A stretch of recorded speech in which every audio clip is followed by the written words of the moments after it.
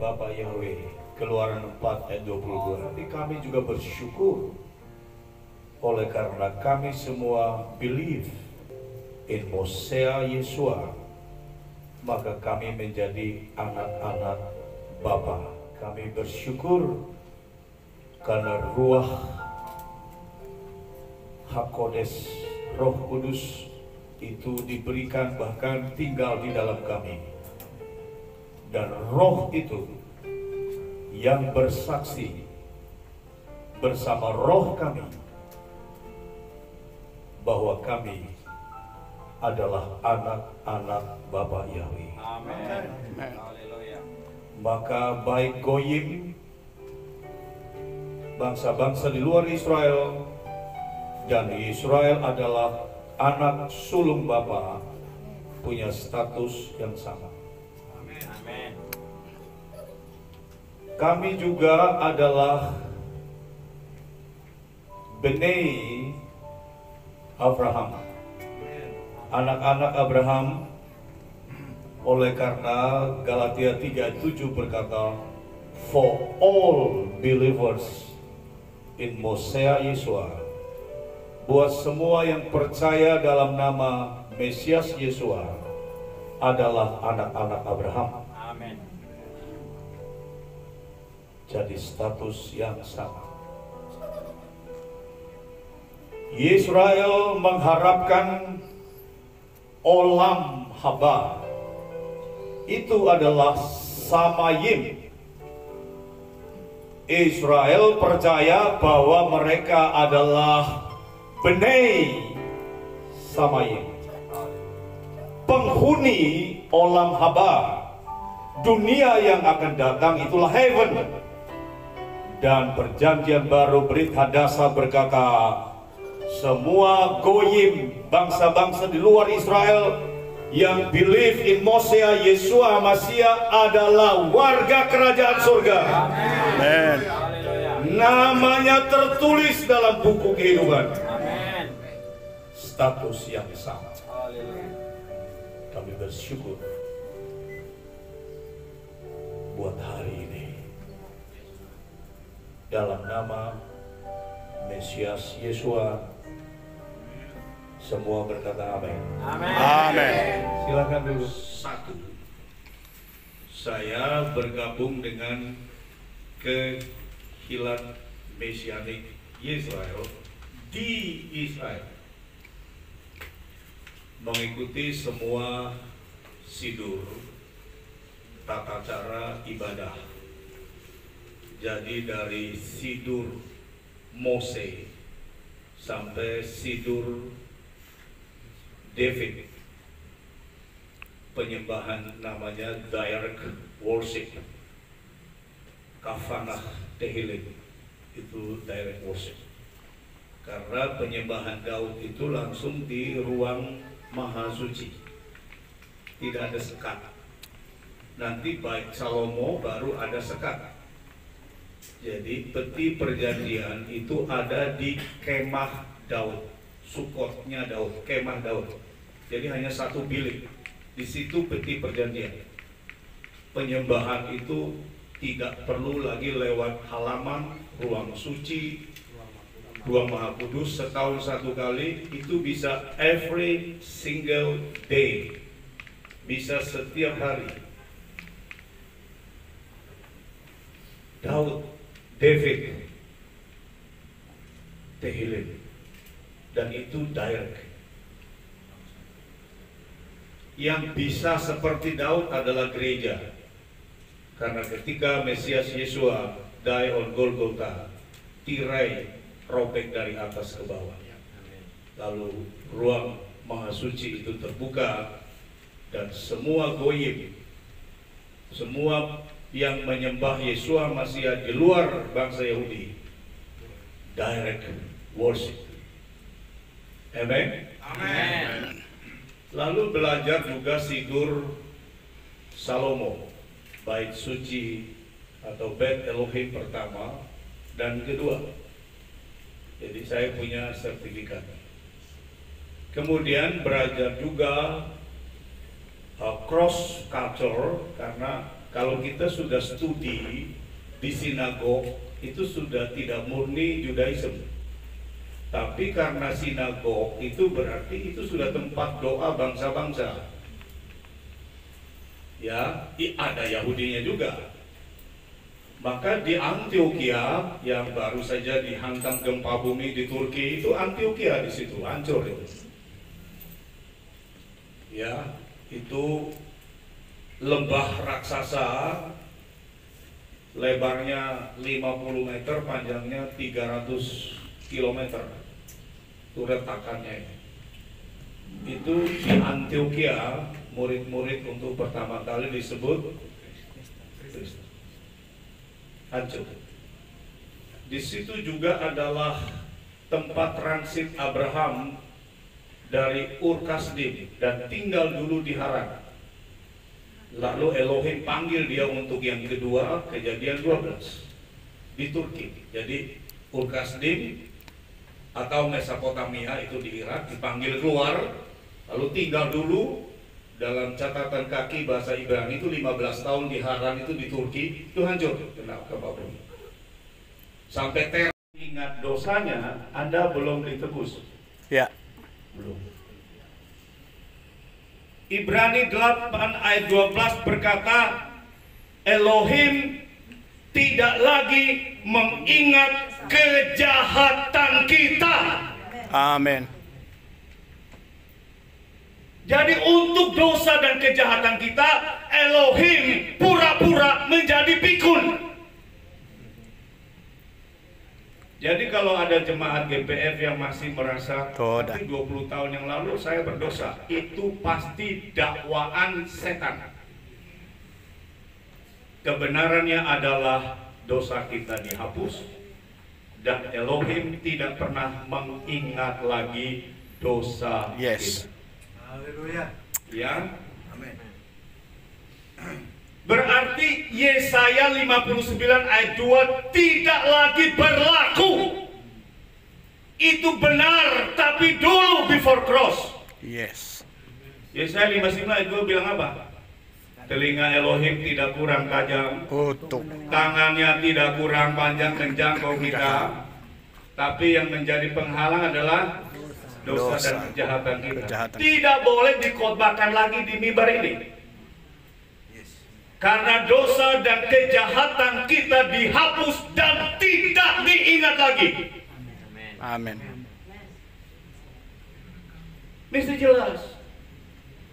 Jadi jangan kita merayakan Pesak, tapi kejahatan di dalam tanah masih diangkut. Kutuk hukum Torah, di bawah kutuk.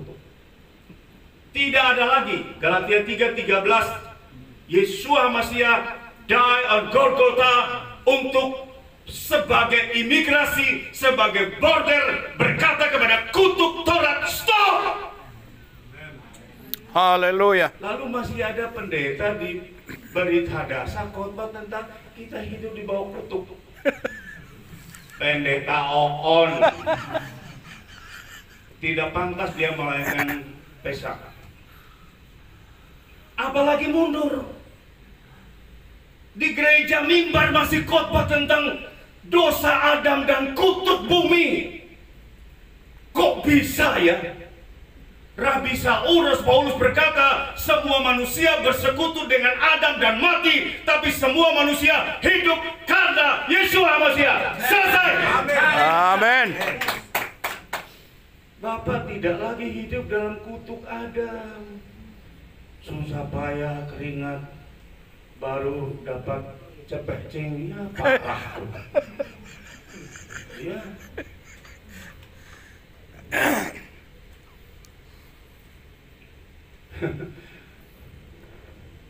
Waktu kita masuk 2023 kan Georgia Eva Kristalina kan menakutkan seluruh dunia itu. Tahun ke-8 2023. Karena COVID-19 direct impact, dampak langsung. Perang Ukraina Rusia dampak langsung. Inflasi hantam dunia. Sekarang ini Amerika kolaps keuangan. Silicon Valley Bank kolaps. 20 mereka tontonan umum dalam kemenangan yang atas mereka.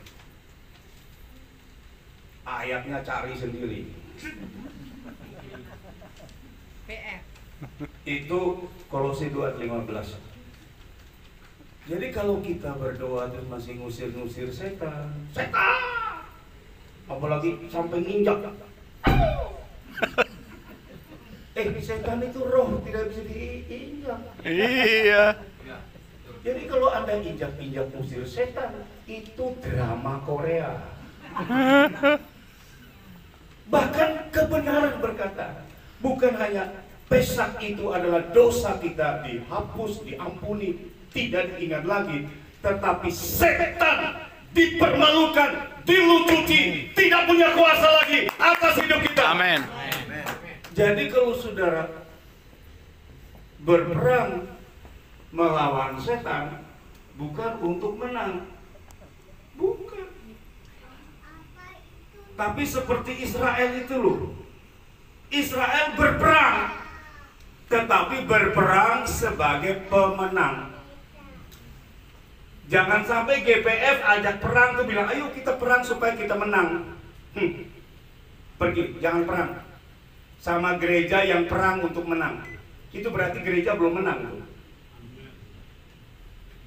Mari kita pemenang, kita perang, dan kita tetap pemenang. Itu baru ikut. Amin. Jadi yang perang itu para pemenang, bukan perang untuk menang. Karena kemenangan kita satu paket dengan Yeshua Masiah ketika Pesak. Amin. Amin.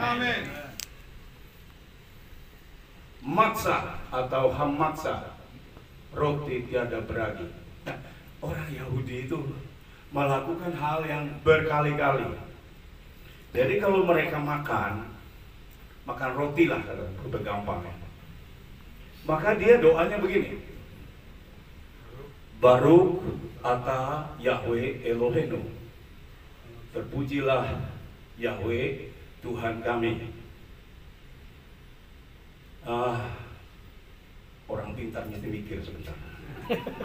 Melech haolam, Raja semesta alam, Hamotzi lehem min haaretz, yang memberi kami roti dari tanah untuk kami makan.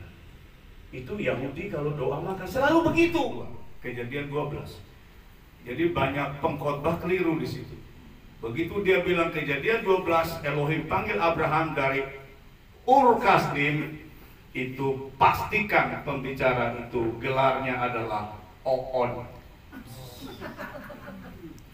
Itu fatal itu kesalahannya. Itu dipanggil dari Turki, bukan dari Ur Kasdim.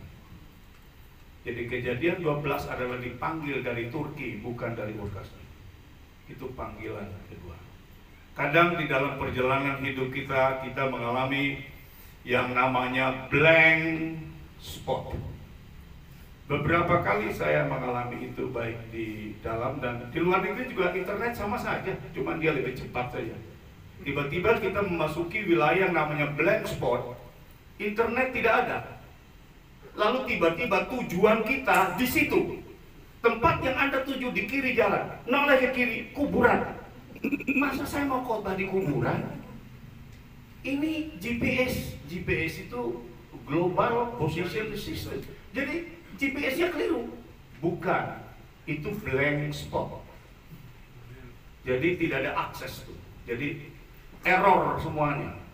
Pernah menggunakan GPS lalu tujuannya salah, nyasar ke hutan?